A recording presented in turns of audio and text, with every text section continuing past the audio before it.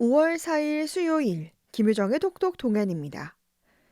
6일 지방선거 영덕군수 예비후보 릴레이 인터뷰. 오늘은 마지막 순서로 무소속 황재철 예비후보 만나봅니다. 후보님 안녕하세요. 예, 안녕하세요.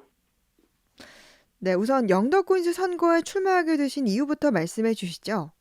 예, 영도구민 여러분, 황재철 영도군수 후보입니다. 저는 이제 행정의 시대는 지났고, 이제 경영의 시대다라는 말씀을 드리고 싶은데요.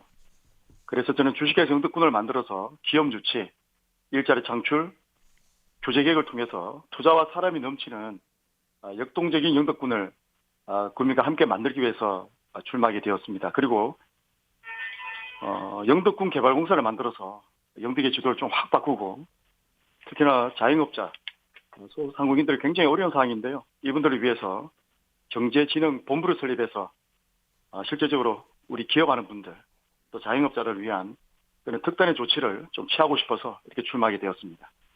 예, 그럼 경력을 위주로 본인 소개를 좀 해주시죠. 예, 저는 영덕에서 이제 초중고로 졸업했고요. 이제 고려대학교에서 정치학, 경북대에서 행정학을 공부했습니다. 초중고생을 가르치는 입시학원을 운영하면서 한 학생들을 20년간 지도하고 있고요. 우리 김유정 아나운서께서도 아나운서가 천직이듯이 저는 정치가 체질에 딱 맞는 사람인데요. 2000년도에 그러니까 제 나이 이제 27에 국회의원 공천을 시작으로 해서 지금 나이가 49이니까 22년째 정치를 하고 싶어서 무척이나 애를 쓰고 있습니다. 물론 제가 2014년도 41에 영덕군 도의원을 했었고요. 지금까지 우리 국민들도 잘 알고 계시는데 국회의원 공천 3번, 또 지방선거 4번, 또 자유한국당 시절에는 청년 최고위원회 출마했던 경험을 갖고 있는데 이번에 영덕 군수에 처음으로 도전하지만 선거 횟수는 9번째 합니다. 이렇게 정치하고 싶어서 부단히 노력하고 있는 뭐 후보라고 또 말씀을 드리고 싶습니다. 예. 그러면 현재 지금 영덕이 안고 있는 문제, 시급한 음. 현안은 뭐라고 보십니까? 굉장히 많죠. 뭐 간략하게 3가지 정도 말씀을 드리자면 예. 일단 농어촌의 교육 문제, 그다음에 스쳐 지나가는 일회성 관광, 지나친 규제를 들 수 있겠죠. 먼저 고등학교에 이제 교육의 정상화인데요. 우리 송구하지만 우리 진행자님께 하나 질문 드리고 싶은데, 영덕에 그 고등학교가 몇 개인지 아십니까, 혹시나? 영덕의 고등학교가 예. 몇 개쯤 한 될까요? 네 어? 곳일까요? 정확하게 맞추셨네요. 그런가요? 학생 수는 대충 내보시면 몇 명쯤 될 것 같아요, 보시기에. 학생 수가 좀 적을 것 같긴 한데 예. 얼마나 한 6, 되나요? 정원이 한 600명이 됩니다, 4개 학교에. 음, 그러니까 한 학교에 한 150명쯤 되는데요. 근데 이게 이제 어떻게 문제를 갖고 있냐면, 이 4개 학교, 3개 학교가 인문계입니다, 인문계. 예. 한 개가 특성화고등학교인데, 학생 수를 이제 150명 유지하면서 한 지붕 세 가구인 거죠. 그래서 음, 인문계의 어떤 절대 학생 수가 부족하기 때문에 경쟁력이 없다 이런 생각을 하거든요. 그래서 저는 첫 번째로 이 세 개 학교를 순수 인문계로 하나를 통합을 하고 그 다음에 강구는 잘 아실 텐데 이게 특성화고등학교거든요. 음, 학교의 정원이 22명인데 이 학교를 저는 영덕이 축구 특구로 지정되어 있기 때문에 이 강구를 축구 전문 고등학교로 생각하고 싶다라는 말씀을 드립니다. 그래서 이 예. 축구 전문반을 만들어서 뭐 운동 선수반이라든가 뭐 스포츠 의료반이라든가 뭐 축구 경영반이라든가 축구 마케팅, 축구 미디어반 등으로 특화시킨다면 저는 경쟁력이 굉장히 높을 거라 생각하거든요. 그 다음에 영덕의 실정에 맞는 뭐 해양 경영 관광고라든가 어떤 정부 정책에 맞는 신재생 에너지고로 전환한다고 하면 저는 영덕의 교육이 지금보다는 많이 좋아질 거라고 생각하고요. 예. 두 번째는 아까 말씀드렸지만은 영덕의 관광은 스쳐 지나가는 관광이다. 이 체류이 되지 않는다는 거죠. 사람이 1박을 해줘야 소비가 되는데 영덕에 그런 이제 기간 관광이 없다는 겁니다. 그래서 저는 포항처럼 강구에서 울릉간 예격선을 전문항을 하고 싶고요. 또 바다가 조만큼이 좋은 영해면과 축산 쪽에 이제 50살 골프장을 건설해서 PGA 대회를 유치하고 싶습니다. 그리고 우리가 이제 울진을 지나 가다 보면 이 병국에 보면 180만 평의 고래볼 뭐 휴양지라고 해야 되나요? 개발이 되지 않은 곳이 있는데 저는 이걸 과감하게 삼성 에버랜드를 능가하는 고래블랜드 또 음, 청객시설 리조트를 만들어서 바야흐로 우리는 영덕의 관광시설을 만들고 싶다라는 말씀을 드리고 싶고 예.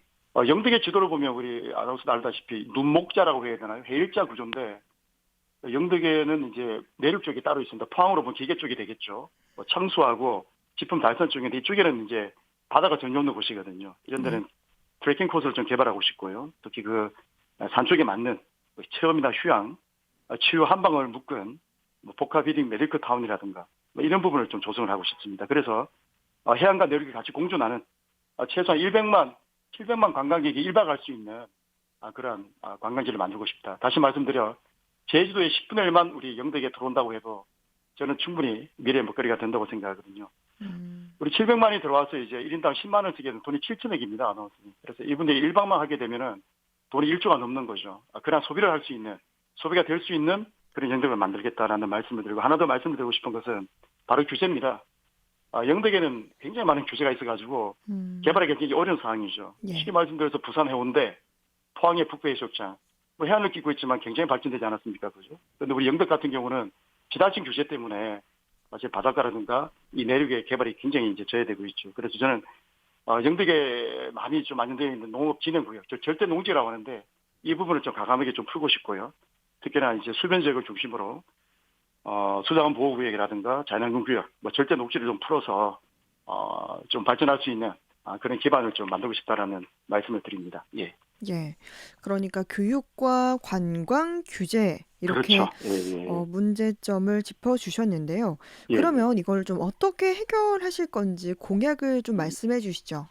예. 그래서 저는 영덕 인구가 3만 5천쯤 되는데요.